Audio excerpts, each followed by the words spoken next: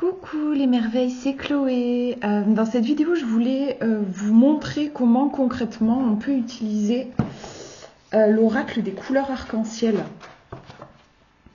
Je vous ai fait la présentation, mais j'ai pas d'habitude, je vous tire une carte et tout pour vous montrer un petit peu les textes.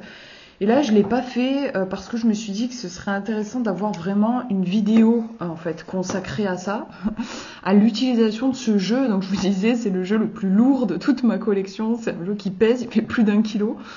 Il a un livre, c'est le livre qui pèse beaucoup. Voilà, il est énorme. Et puis, je pense que c'est le plus gros livre que j'ai qui accompagne un jeu.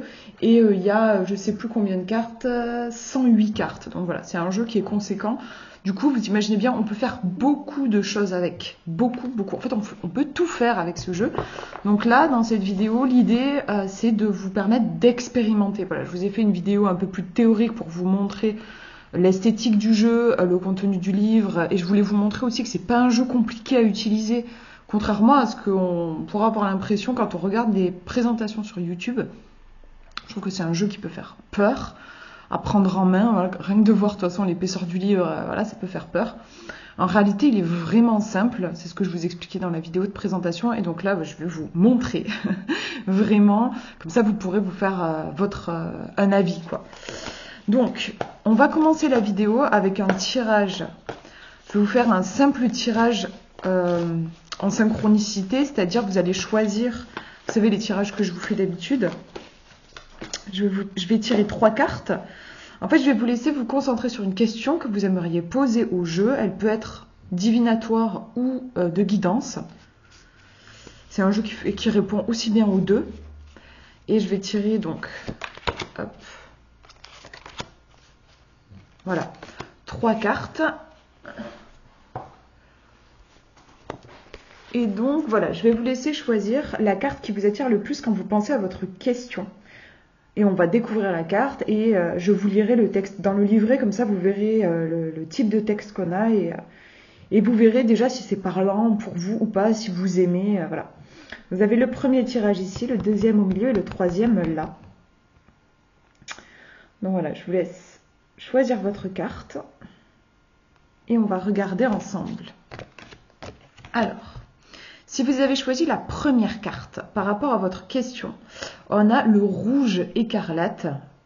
Donc, augmenter, bon ça c'est pas hyper important. Je vous expliquais ça dans la vidéo de présentation. Je vais pas revenir sur l'explication ici.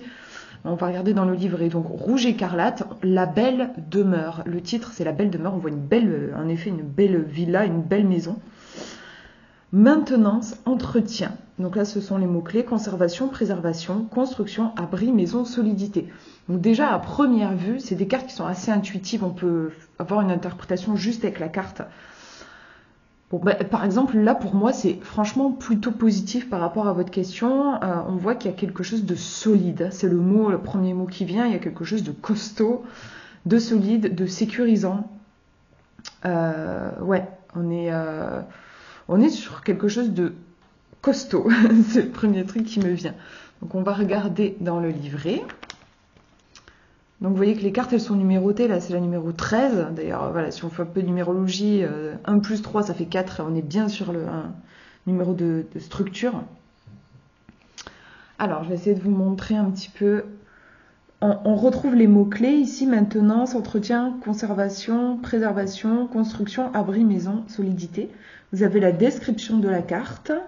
Bon, si je vous lis tout, ça va être long. Donc bon, voilà, la description de la carte, on va la sauter. Ça vous décrit tout simplement la carte. Là, ça commence à être vraiment intéressant. On a la symbolique de l'image. Cette belle et grande maison est le symbole de tout ce qui nous abrite et de tout ce dans quoi nous pouvons prendre refuge. Elle est aussi une image de notre corps physique, car la maison est un refuge. Je vais lire comme ça plutôt, sinon ça va être compliqué pour moi. Car la maison est un refuge naturel pour notre corps, de même que notre corps est un refuge naturel pour notre esprit. Le fait qu'elle soit bien entretenue évoque la qualité des soins que l'on prend pour préserver nos avoirs matériels et pour maintenir et conserver en bonne forme notre corps physique. Ensuite, vous avez les thèmes qui sont abordés. Donc moi, quand j'ai pas trop le temps avec ce jeu, j'ai pas le temps de tout lire, c'est ici surtout. Enfin, même peut-être je vais lire ça, mais si vraiment j'ai pas le temps, je vais lire ça. Vous avez toutes les informations en vrai dont vous avez besoin ici. Après, ça va être bien sûr détaillé ici. Mais je trouve que voilà, l'essentiel, il est là. Les thèmes abordés. Le bon usage des biens immobiliers, le besoin naturel et humain d'avoir un abri pour se loger et se sentir physiquement protégé. Le maintien et l'entretien de notre corps ou de nos biens matériels. La construction, l'assemblage et la réparation des choses et des objets qui nous appartiennent. Donc là, vous voyez, c'est différents points qui sont abordés par la carte. Je vais vous lire le texte à côté. Ça, vous verrez un petit peu. Tous les êtres humains, mais aussi beaucoup d'animaux, ont le besoin naturel et essentiel de se trouver un abri, un nid, un terrier, une nature ou une maison. Cette carte est très favorable car elle signale que tu as trouvé un refuge de qualité qui assure ta protection, ta sécurité et la préservation de tes biens. L'apparition de la belle demeure oriente la lecture de l'oracle en direction d'une maison. Il s'agit habituellement de ta propre maison, mais il peut s'agir de ton lieu de travail, d'un endroit où tu dois te rendre, d'une maison de vacances ou de la maison d'une personne que tu connais. Par exemple, si la belle demeure est associée à la carte 25, après la bataille, et la carte 101, le guide, il est peut-être question d'une maison pour personnes âgées. Si elle est associée à la carte 23, le repos du forgeron, et la carte 33, la célébration, il est peut-être question d'une maison de vacances. Quoi qu'il en soit, cette maison est belle, solide et confortable, et y séjourner est souvent très agréable. Le fait de posséder un corps physique et des biens matériels implique la nécessité de consacrer du temps à leur entretien, leur maintenance et leur réparation, sans quoi ils se dégradent, finissent par se casser ou deviennent inutilisables.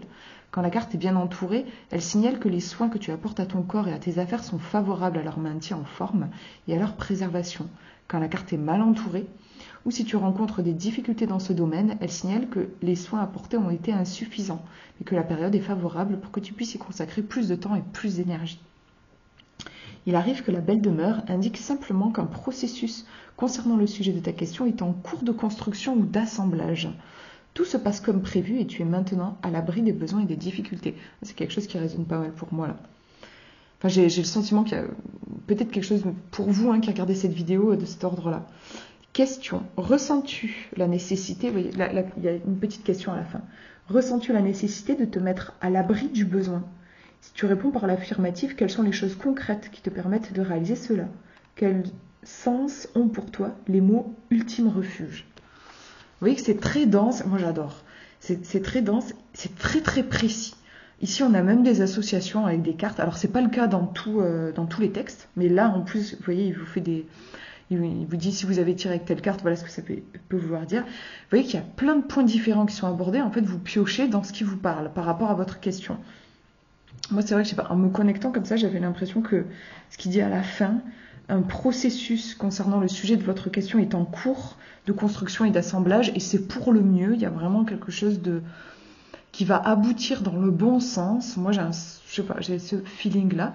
Après, à vous de voir si ça vous parle par rapport justement à cette notion de maison. Alors bien sûr, si votre question concernait par exemple un déménagement, voilà, on peut être, par exemple, si vous avez demandé est-ce que, je sais pas moi, est-ce que ce serait bon pour moi de déménager dans telle région? Pour moi, avec une carte comme ça, c'est un oui, en fait. Voilà, ou est-ce que je vais déménager dans les 3 mois?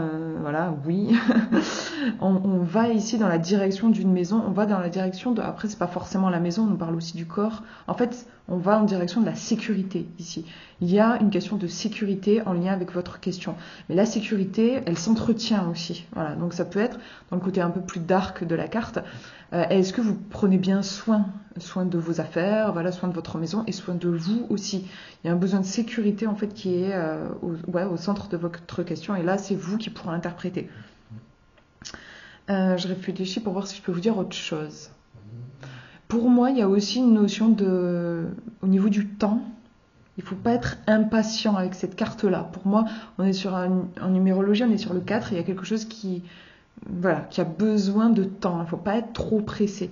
C'est l'image que j'ai, c'est qu'il y a quelque chose de tellement costaud au cœur de votre question qu'il va falloir du temps pour le déplacer. En gros, j'ai un peu une image comme ça. Il y a quelque chose de... aussi comme construire une maison, ça se fait pas en un claquement de doigts. Voilà. Si votre question elle concernait aussi un projet, pour moi c'est une carte qui est favorable pour un projet. Oui, c'est du solide, mais il va falloir prendre le temps. Voilà ce qui me vient pour cette carte. On va regarder la numéro 2. Alors vous avez la couleur orange, le cheval cabré, qui nous parle de stress et d'agitation, de pression, de tension, d'impulsivité, d'énervement, empressement et précipitation. Voilà, par rapport à votre question, vous êtes peut-être un peu trop speedé, un petit peu trop dans la réactivité, dans le fait de réagir. C'est plutôt une invitation à vous détendre et à vous calmer, et c'est pas une carte qui encourage à passer à l'action, parce que là, voilà, il y a un petit peu trop d'émotions, je pense, avec ce orange. Il faut un peu redescendre, s'ancrer, et une fois qu'on est calmé, vérifier qu'on a toujours envie de passer à l'action. Voilà, c'est ce qui me vient spontanément par rapport à la carte. On va regarder, donc c'est la numéro 35.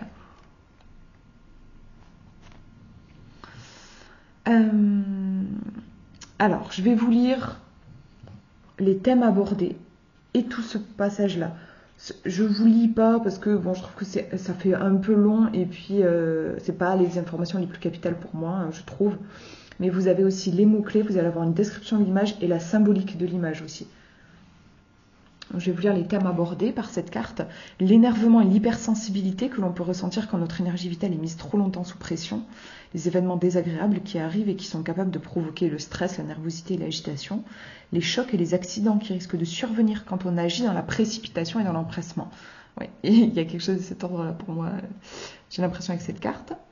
La carte, le cheval cabré, indique que la situation est devenue intenable. Trop de stress et de précipitation sont nuisibles à la bonne réalisation de ta destinée. Il faut absolument que tu trouves une activité de défoulement qui te permettra de libérer toute l'énergie qui est contenue dans ton fort intérieur. Car il est peu probable que tu puisses tenir la route longtemps à l'allure où tu te déplaces. C'est intéressant, vous voyez, parce que moi je vous disais genre il faut se calmer, il faut s'ancrer, mais en fait non, c'est vrai qu'avec une carte comme celle-là, il y a une énergie qui est en surplus. Donc en fait, il va falloir l'extérioriser. En fait, on peut pas tellement se calmer quand on est hyper stressé. Donc en fait, il faut trouver une activité pour se défouler, pour ensuite faire redescendre, réussir à retrouver ce fameux ancrage, voilà, et être un petit peu plus calme. La tension et le stress qu'illustrent cette carte laissent à penser que ton environnement est troublé et qu'il ne t'apporte pas le calme et la sérénité nécessaires au bon équilibre de ton énergie vitale. À la longue, ça risque de se répercuter sur ta santé. Il est probable que tu finisses par te sentir nerveux et agité. L'énergie émotionnelle, affective ou sexuelle fut trop longtemps réprimée, enfermée, bâillonnée et refoulée. Elle trouve finalement une voie vers l'extérieur et elle se libère au travers d'une catharsis bouillonnante, explosive et destructrice. Le système nerveux a ses propres limites, il ne peut être stimulé sans fin, ni endurer plus que ce qu'il est naturellement fait pour supporter. Si les stimulations sensorielles sont trop intenses, trop longues, ou qu'elles sont infligées sans pause et sans répit, il finit par développer une hypersensibilité. Il devient irritable, stressé et énervé. Il ne faudra pas que cela se termine par un séisme intérieur. Il ne faudrait pas que ça se termine par un séisme intérieur. Il arrive que cette carte soit proposée par l'oracle quand le caractère impétueux du consultant le pousse à agir de façon précipitée. C'est ce qui m'était venu, moi.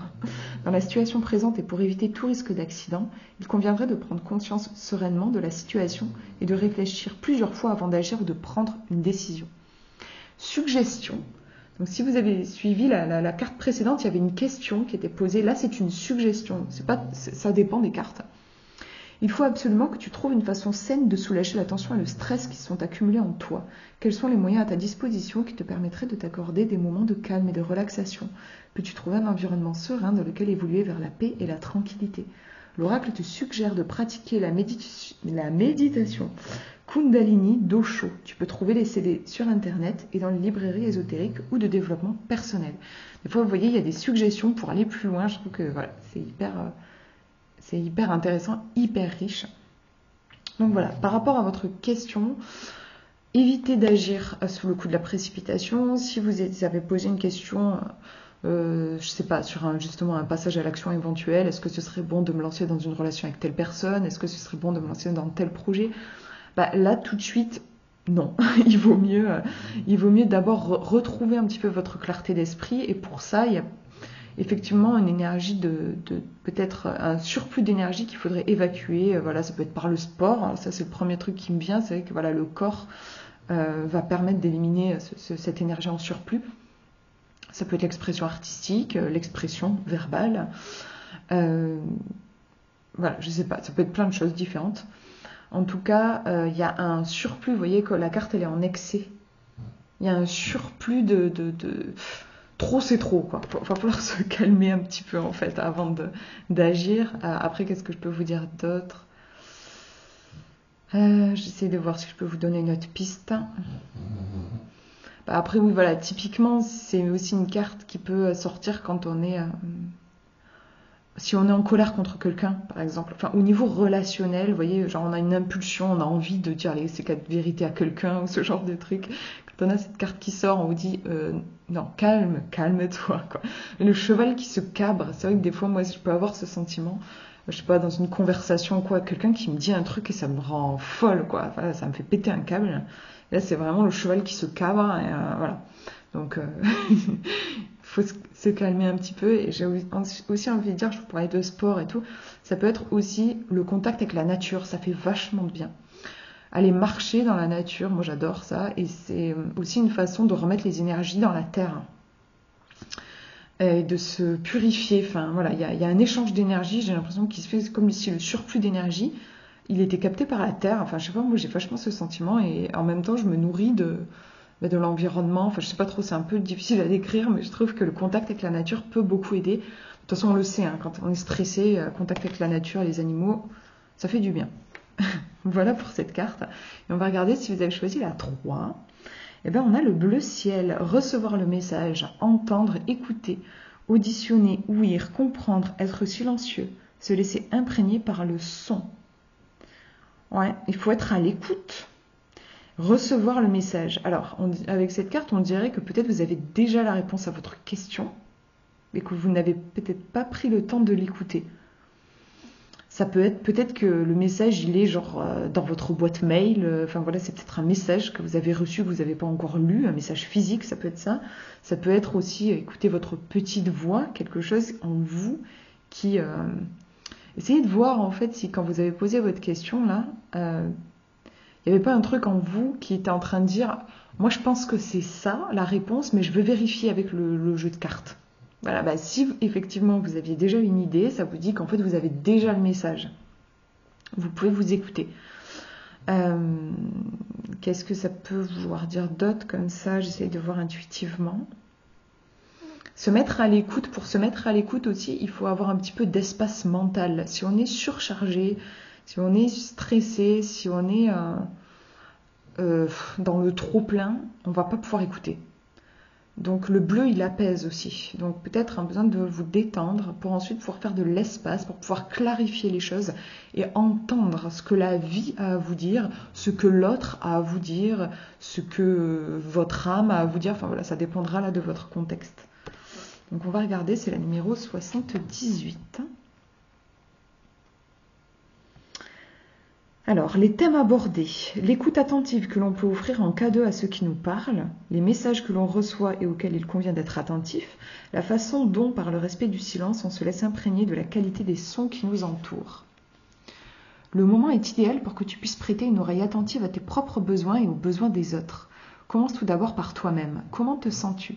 Es-tu calme et détendu, fatigué ou éveillé, joyeux ou triste? As-tu chaud ou as-tu froid? Ne rejette rien, car tout en toi est bon à prendre. C'est le chant de la vie qui émerge, le chant de ta vie. Et cette vie vaut vraiment la peine d'être écoutée avec empathie et attention. Réjouis-toi des bonheurs que tu ressens, car ils sont la mélodie joyeuse de tes propres besoins qui maintenant sont assouvis.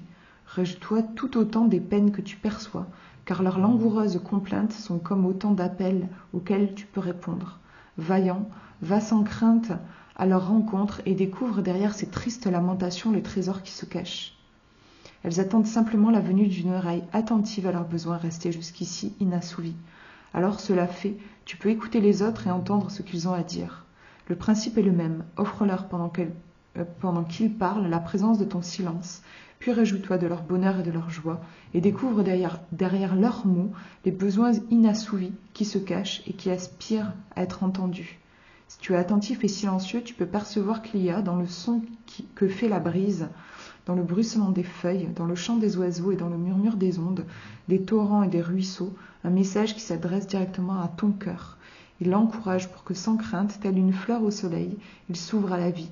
Ce message repose aussi dans le son du silence qui habite entre les mots. Ce silence est porteur de bien des espoirs et il est largement plus riche en enseignements que tous les mots prononcés. Suggestion. Assieds-toi dans un endroit que tu aimes, choisis si possible un lieu calme et serein et tourne quelque temps ton écoute vers l'intérieur. Au bout d'un moment, si tu es attentif, tu entendras au plus profond de toi un son paisible et bienfaisant qui vient du fin fond des âges. C'est le murmure que fait l'univers quand tous les êtres qui l'habitent vibrent à l'unisson d'une seule et même note de musique. Et ils vibrent toujours, les êtres, tous les jours et sans fin. Alors laisse-toi emporter bien au-delà, de l'au-delà. Il est magnifique ce message, franchement. Donc on nous parle beaucoup de besoins et il y a des fois vous avez une petite note, on nous dit d'aller voir en 12. Et je sais pas où c'est ce petit 12, mais en fait je sais que à un moment donné dans le livre, il fait une liste des besoins. Voilà, vous avez le tableau des besoins essentiels. Il y a énormément de ressources dans ce jeu, c'est un truc de dingue. Donc voilà, vous pouvez ici retrouver les différents besoins qui sont associés aux couleurs. Donc voilà, si vous n'avez pas trop idée de quoi vous avez besoin, vous pouvez lire cette liste et voir ce qui va vous parler ou pas. Donc c'est un très beau message. Un très beau message, oui, qui invite déjà à entrer dans le silence, à peut-être s'éloigner de l'agitation. Il y a quelque chose à entendre par rapport à votre question. Et peut-être un besoin qui s'exprime mais que vous n'arrivez pas à entendre. Par exemple, si je pose une question, j'en sais rien, moi je suis en train de demander, je pose une question par rapport à ma profession, voilà, genre je sais pas, moi je me demande si je me sens pas super bien dans mon taf par exemple et je me demande si je ferais mieux d'y rester ou bien de partir. Imaginons j'ai posé cette question, je tire cette carte là. Peut-être que cette carte en fait elle est en train de me dire que ma question n'est pas forcément bien posée et qu'il y a peut-être un besoin avant celui de penser au professionnel qui demande à être entendu. Je sais pas, par exemple, si je check un petit peu le truc, enfin si j'essaye de voir, peut-être qu'en fait j'ai juste besoin de me reposer. C'est peut-être pas le moment là tout de suite de me confronter à cette question. J'ai peut-être besoin d'aller faire une sieste, quoi. Voilà, tout simplement. Bon, je vous donne un exemple comme ça rapide, mais c'est pour vous montrer, voilà, parfois il y a des besoins qu'on ne prend pas en compte, on va trop vite, en fait. On pose des questions, on veut tout résoudre, et on n'a pas fait gaffe qu'en fait il y a juste un besoin qui est là et que ça serait cool de l'écouter. Et une fois qu'on l'a écouté, on a fait un pas en avant et déjà on aura un peu plus de ressources pour faire face à notre problème. Voilà, ça me fait penser à ça. Après oui, il y avait l'écoute, ça peut être aussi apprendre à écouter l'autre. Si votre question était d'ordre relationnel, par exemple si vous êtes en conflit avec quelqu'un ou quoi, là ça peut être invitation à écouter l'autre. Après des conflits, on peut même être en conflit aussi avec soi-même, donc apprendre à écouter ce qui se passe aussi, pourquoi pas d'ailleurs derrière les émotions, quand on est chahuté beaucoup dans l'émotionnel, apprendre à écouter ce qui se dit derrière toutes ces voix qui crient en moi. Voilà, on peut avoir ce genre de message aussi avec cette carte. C'est une carte qui invite à ralentir, quelle que soit votre question, c'est pas le passage à l'action qui est conseillé ici. Voilà comme exemple de tirage. Bon, c'est cool parce que j'ai tiré trois couleurs différentes. Parce que dans ce jeu, vous avez plusieurs cartes bleues, plusieurs cartes rouges, parce que vous avez des nuances en fait au niveau de l'intensité des couleurs. Mais là, c'est chouette que j'ai carrément tiré 3 cartes vachement différentes. Donc voilà, là, vous voyez, je vous ai fait un tirage pour que vous puissiez voir un petit peu le type de message qu'on peut avoir avec ce jeu. Donc c'est un jeu, vous avez vu, il y a quand même beaucoup de texte. C'est un jeu qui peut vraiment bien fonctionner en tirage à une carte, du coup. Mais il peut aussi, si vous avez du temps devant vous, j'ai envie de dire, vous pouvez faire des tirages plus complexes. Les tirages, par exemple, de tarot, quoi. Le tirage en croix, un tirage à 3 cartes, pourquoi pas la croix celtique, si vous en avez envie. Voilà, c'est un jeu qui peut tout à fait être utilisé voilà, sous forme de tirage comme ça. D'ailleurs, l'auteur vous propose des tirages avec pas mal de cartes. Lui, il vous propose des tirages en cercle, puisqu'on est sur le cercle chromatique, à 12 cartes. Vous voyez, il vous propose aussi la fameuse croix celtique, hein, donc vous pouvez utiliser ce jeu dans ce sens-là. Le fameux passé, présent, futur, donc vous voyez que les tirages de tarot, en fait, peuvent tout à fait être utilisés avec ce jeu. C'est un jeu aussi qui est donc sur les couleurs, vous l'avez compris, et du coup on peut l'utiliser pour travailler avec les chakras. Ça c'est super intéressant parce que sur les cartes vous avez une petite fée et vous voyez il y a un petit point en fait qui vient se placer à l'endroit du chakra concerné par la carte. Vous voyez, je vous en montre une autre et encore une autre. Voilà, donc c'est intéressant aussi si vous travaillez avec les chakras, si vous voulez voir par exemple quel est le chakra qui demande toute votre attention en ce moment. Donc, par exemple, là, je vais poser cette question-là. Et je tire la vieille demeure. C'est rigolo. Du coup, si vous avez suivi toute la vidéo, une carte que j'ai tirée, c'était la belle demeure. Et là, on a la vieille demeure. Dégradation et détérioration. Vous voyez, on a le chakra ici. Donc, il a repris dans le livre, vous avez les chakras. Alors, attendez. Normalement, hein, si je retrouve, mais il me semble... Enfin, c'est sûr, en fait. Je dis normalement, mais si, c'est sûr. C'est juste que je ne sais plus où aller, la page. Est-ce que je vais retrouver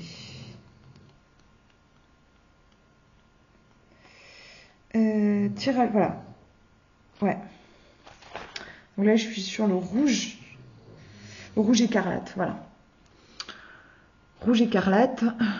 Carte du chakra des pieds. Métabolisme utérus, alors là vous avez tous les voilà, plein de trucs qui sont concernés, plein de parties du corps qui sont concernées, et on dit mais aussi la terre, la mer, la féminité, la fertilité, la sécurité, la stabilité, la prospérité, l'enracinement, le territoire, les biens matériels, l'abri et le foyer. Vous voyez que la carte centre pas mal sur l'aspect sécurité, abri et foyer. Voilà.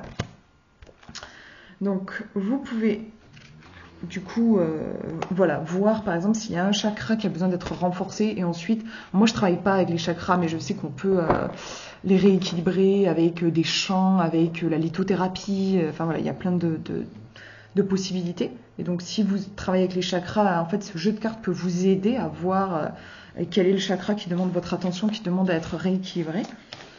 Vous pouvez demander aussi de quoi vous avez besoin, ça c'est une question que j'adore poser. C'est toujours une question intéressante à poser.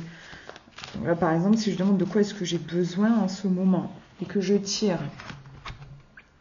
bleu ciel, la peur, non dit, malentendu. Là, en fait, je ne vais pas tellement me concentrer sur ce qui est écrit sur la carte, mais plutôt sur la couleur, bleu ciel. Et je vais me référer dans le livre. Au début, vous avez... Alors là aussi, je ne sais plus où. Mais il y a tellement d'informations dans ce livre. J'espère que je vais retrouver.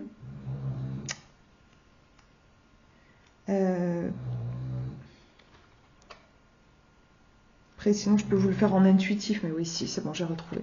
Je m'étais mis un petit papier. Vous voyez, vous avez le tableau des besoins essentiels associés aux 12 couleurs. Donc moi, j'ai un bleu ciel. Donc c'est sur l'autre page. Voilà. J'ai un bleu ciel, besoin d'air et de respirer, besoin de fraîcheur, besoin de repos physique, besoin de silence, besoin d'écouter, d'entendre et d'être entendu. Donc là, voilà, je vais choisir ce qui me parle le plus. Donc là, par exemple, je sais que repos physique, silence, besoin d'air et de respirer, fraîcheur, ça me parle beaucoup. Voilà, et vous voyez, ça c'est super sympa, c'est hyper rapide pour le coup, vous voyez, c'est pas forcément un jeu où vous allez devoir prendre 10 plombes pour faire un tirage. Oui, ça peut être long, mais ça peut aussi être très court. Vous voyez, là, en quelques secondes, j'ai mon message.